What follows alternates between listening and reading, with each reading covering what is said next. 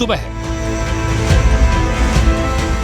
Operation जिंदगी की सबसे सुखद तस्वीर। हम जो बोल रहे हैं एक सुन रहा हूँ, वही मैं कर रहा था। रेस्क्यू टीम के लिए सबसे सुकून देने वाला पल। दिखने लगा पहाड़ तोड़ मशक्कत का नतीजा।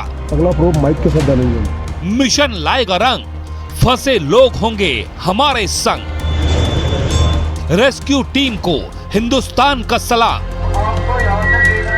जिंदगी की जंग जीत जाएंगे हम। सीधे चलते हैं प्रियंका कांडपाल और सत्येंद्र के पास। लेकिन सबसे पहले प्रियंका, आप जिस टनल पर खड़ी हैं, जिसके सामने खड़ी हैं, वहीं पीछे वो बड़ी पाइप दिख रही है। क्या वहीं से उसी के जरिए हवा पहुंचाई जा रही है टनल के अंदर? और ये जो बड़ी पाइप्स जो अब ड्रिल की जाने वाली हैं, वो भी क्या इसी तरफ से, इसी सामने की तरफ से होने वाली? नहीं, मैं आपको पहले तस्वीरें दिखा दूं आनंद। जिन पाइप्स को आपने पहले पहचाना था, वो पाइप्स अब क्रेन की मदद से अंदर जा रही हैं। और अच्छा। ये वही पाइप्स है जिनको वेल्ड करके ड्रिलिंग शुरू की जाएगी। अभी अंदर वेल्डिंग शुरू हो चुकी है। एक पाइप 3 पाइप्स में से अंदर जा चुका है। अब क्रेन अगले पाइप को यहाँ पर उठाने वाला है। ऊपर जो आपको नजर आ रहा है, ये आपको हर बनती हुई टनल में नजर आएगा। ये लगातार एयर पास करने के लिए होता है और इसका इस रेस्क्यू ऑपरेशन से कुछ लेना देना नहीं है। लेकिन ये जो पाइप्स लेकर जा रहे हैं, ये हैं मेन, जिनसे हम आगे की ड्रिलिंग और आगे की ऑपरेशन पर डिपेंडेंट है। क्रेन फिलहाल मौजूद है। जैसे ही पाइप को उठाएगी, वो तस्वीरें भी हम आपको दिखाएंगे। यहाँ पर ऑलरेडी एक पाइप अंदर है। अभी जानकारी जो मिली है तो उसकी वेल्डिंग जो है वो शुरू हो चुकी है। 2 घंटा तकरीबन वेल्डिंग में ये समय लगता है और उसके बाद वेल्डिंग के बाद तकरीबन 1 घंटा इंतजार किया जाता है और उसके बाद ड्रिलिंग की प्रोसेस शुरू होती है। यानी कि आज 3 घंटे में तकरीबन ये माना जाएगा कि ड्रिल जो है वो दोबारा से शुरू हो गया, जो कि तकरीबन 3 दिन से बंद है। आज जैसे ही वेल्डिंग खत्म हो जाती है, उसके ठंडे होने के बाद ड्रिल को पुश करने का काम शुरू हो जाएगा।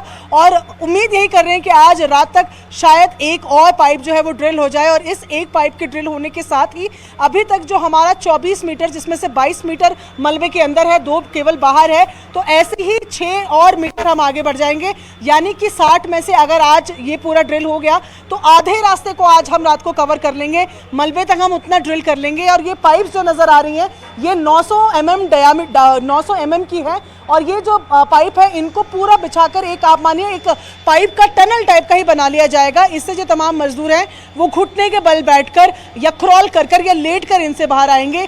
ये डायमीटर इसी तरीके से चूज किया गया है इस पाइप का, जिससे बहुत ज़्यादा काम भी ना हो, जिससे बहुत जल्द लोगों तक पहुंचा जा सके और वो सेफली बाहर निकल सके। तो ये पाइप्स यहाँ पर फिलहाल सबसे ज़्यादा इंपॉर्टेंट है। इसके अलावा जो दूसरी हम लाइफलाइन पाइप की बात कर रहे हैं, वो बाकी रेस्क्यू ऑपरेशन में काम आएगी। खाने के अलावा जिस तरीके से पहले भी एंडोस्कोपी फ्लेक्सी कैम से अंदर की पूरी सिचुएशन को देखा गया है, और रोबोट्स भी आनंद यहाँ पर आए हुए हैं। कल जो जानकारी हमें मिली थी तो ये कहा जाता है कि रोबोट्स क्योंकि प्लेन सरफेस में चलते हैं, ऐसे में कल इसलिए रोबोट्स को नहीं चलाया गया क्योंकि ये चेक किया जा रहा था कि मलबे पर क्या वो चल पाएंगे, क्या उन छोटे रोबोट्स हैं, डक्स रोबोट्स हैं ये, इनको क्या इसी चेंज के पाइप के अंदर भेजकर आगे देखा जाएगा। तो ये तमाम चीज़ें अभी यहाँ पर हैं। तो फिलहाल जो लाइफलाइन पाइप है, उनका इस्तेमाल रेस्क्यू के लिए भी किया जाएगा, खाने के लिए भी किया जाएगा, ऑक्सीजन के लिए भी किया जाएगा। लेकिन ये जो पाइप्स दिख रही हैं, इन्हीं से चलकर हमारे जो तमाम मजदूर अंदर फंसे हुए हैं, 41 मजदूर बाहर आएंगे।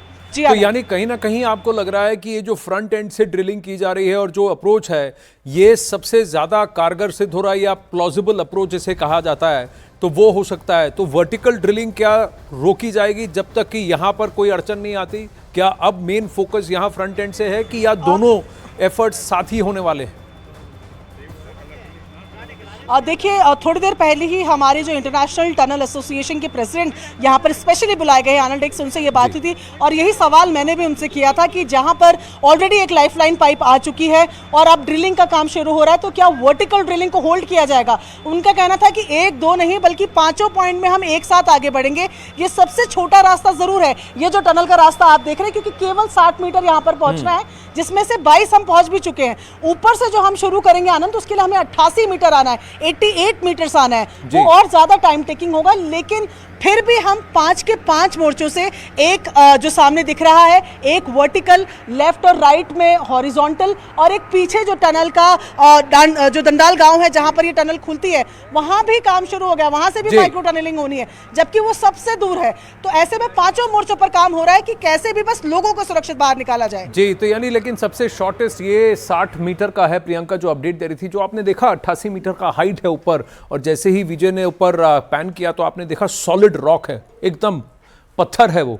उस पत्थर के अंदर से ड्रिल करके 88 मीटर नीचे जाना कोई आसान बात नहीं है, लेकिन वो कोशिश भी चलेगी। लेकिन ये सबसे ज़्यादा है, यहाँ 22 मीटर अंडर ऑलरेडी जा चुके हैं, तो मान लीजिए करीब 38 से 40 मीटर और आगे अंदर जाना है। और अगर बहुत ज़्यादा वहाँ पर हार्ड रॉक नहीं है और इन पाइप्स को अगर उसी खाने के पाइप के बगल में से अगर निकाल लिया जाता है तो जल्द से जल्द इन मजदूरों को बाहर भी लाया जा सकता है। वहीं उत्तरकाशी के सिलकियार में रेस्क्यू ऑपरेशन के बीच सुरंग के अंदर और बाहर क्या स्थिति है ये तो हम आपको दिखाई रहे हैं, लेकिन इन ग्राफिक्स के जरिए इसको समझिए। कोशिश यह है कि 10 दिन से फंसे मजदूरों को जल्द से जल्द बाहर निकाला जाए। अगर आप देखें तो सुरंग के अंदर से सारे मजदूर कम्युनिकेशन भी कर रहे हैं, और अब इस ग्राफिक को अगर यहां समझने की कोशिश करें तो आप देखें कि मजदूर कहां पर हैं और पाइप्स कहां पर हैं। सबसे बड़ी बात यह है कि यहां तक ड्रिलिंग हो चुकी है, ये 22 मीटर है जहां तक की ड्रिलिंग हो चुकी है और पाइप्स अंदर आ चुकी हैं, और यहां इन कलवर्ट्स को लाया जा रहा है। लेकिन अब आप देख रहे हैं यहां मिट्टी के हिस्से और इन दोनों के बीच में ये हार्ड रॉक एकदम टाइट पत्थर हैं, और ये करीब 30 मीटर के ये पत्थर हैं। इनके थ्रू इनको काट करके अंदर जाना यही मुश्किल बात हो रही है। लेकिन ऊपर की सतह से एक पाइप निकाल लिया गया है और यहीं से अब इस दूसरी पाइप को भी डाला जा रहा है। यानी खाने का पाइप यहीं से था, अब उसी के बगल से इस पाइप को डाला जा रहा है ताकि यहां से रेंग कर ये सारे मजदूर बाहर की तरफ आ सकें। क्या ये हो पाएगा? क्या उन्हें यहां एक गैप मिला है इन पत्थरों के बीच में जहां से इसको ये ड्रिलिंग कर कर यहां तक पहुंचा जाए? सबसे बड़ी बात वो है। और वीडियो में हमने एक बात खास देखी कि इन मजदूरों ने पिछले 10 दिन में जो मलबा अंदर गिरा है उसको छेड़ने की कोशिश नहीं की है, क्योंकि अगर उस मलबे को छेड़ते हैं तो और भी यहां धस सकता है और भी यहां पर प्रॉब्लम हो सकती, तो वो उन्होंने नहीं किया है। ये सबसे बड़ी बात है। वहीं उत्तरकाशी में टनल से मजदूरों का रेस्क्यू ऑपरेशन लगातार जारी है और टनल के अंदर 5वीं पाइप डालने का काम शुरू कर दिया गया है। जिस पाइप से मजदूर बाहर निकल कर आएंगे उनकी तस्वीरें भी अब सामने आई हैं। 5 जगह ड्रिलिंग होगी। पिछले 10 दिनों से सुरंग में फंसे हैं 41 मजदूर। उन्हें बाहर सुरक्षित निकालने के लिए हर संभव कोशिशें भी की जा रही हैं, लेकिन ये वो पाइप्स हैं जो हमने न्यूज़ 18 पर यार यहां अखाड़ा में सबसे पहले आपको दिखाया। जो अभी आपको ऊपर पाइप दिख रहा है वो हवा वाली पाइप है, वो मजबूत पाइप नहीं है, वो पतली पाइप है, हवा वाली पाइप है, और वो सिर्फ कंड्यूट है, लेकिन अंदर तक नहीं जा रही है। वो करीब 20-30 मीटर अंदर जा रही है, उसके बाद रुक जा रही है। लेकिन अब आपको और तस्वीरें, ये देखिए, ये वो तस्वीरें हैं, ये वो तस्वीरें हैं जहां पर इन पाइप्स को वेल्ड किया जा रहा है। वेल्ड कर करके एक लंबी पाइप्स का एक ट्यूब जैसा बनाया जा रहा है, और ये पाइप्स इतनी चौड़ी हैं कि इंसान इसके अंदर से रेंग रेंग कर आ सकता है, चल कर आ सकता है। तो ये बहुत बड़ी बात है। अगर आप देखें तो ऐसी ही पाइप्स हैं, इन पाइप्स को वेल्ड किया जाएगा और इसके आगे एक ड्रिल मशीन है, वो ड्रिल करते करते इन पाइप्स को लगाती जाएगी। और क्योंकि ये एकदम मजबूत लोहे की पाइप्स हैं, तो अगर ऊपर से थोड़ा सा अगर गिरता भी है या फिर कुछ मलबा भी इसके ऊपर गिरता है तो इसको डैमेज उतनी जल्दी नहीं होगा, और अंदर जो मजदूर हैं उनको कुशन भी मिलेगा, क्योंकि एकदम सॉलिड लोहे की पाइप्स हैं। इन पाइप्स के अंदर से इंसान धीरे धीरे झुक करके और फिर रेंग करके बाहर आ सकता है। तो इसको ऊपर से लगाने की कोशिश की जा रही है उन पत्थरों के बीच से, और ठीक उसी 6 इंच की पाइप के बगल से, जिसके थ्रू अब खाना और पानी भी पहुंचाया जा रहा है मजदूरों को। सबसे बड़ी बात हमने उस वीडियो में यही देखी, मैं बार बार वही कहूंगा कि 9 दिन के बावजूद वो 41 मजदूर वहीं बचे हुए हैं, शारीरिक रूप से स्वस्थ हैं, उनके चेहरे पर मुस्कान दिखी है, और वो इंस्ट्रक्शंस को सुनकर उसका पालन कर रहे हैं। तो ऊपर से बाहर से जो एक्सपर्ट्स उन्हें कह रहे हैं वो उसे सुन भी रहे हैं, समझ भी रहे हैं और उस पर अमल भी कर रहे हैं, जिसकी वजह से अभी तक वो अंदर सुरक्षित हैं। और हम उम्मीद करेंगे कि अगले 40 घंटों में ये जो जितने रेस्क्यू वर्कर्स दिन रात मेहनत कर रहे हैं उन्हें सफलता मिले। थोड़ा इनके बारे में भी हमें सोचने की आवश्यकता है कि ये मजदूर जो टनल का काम कर रहे थे वो अब जान बचाने में लगे हैं अपने सहयोगियों की।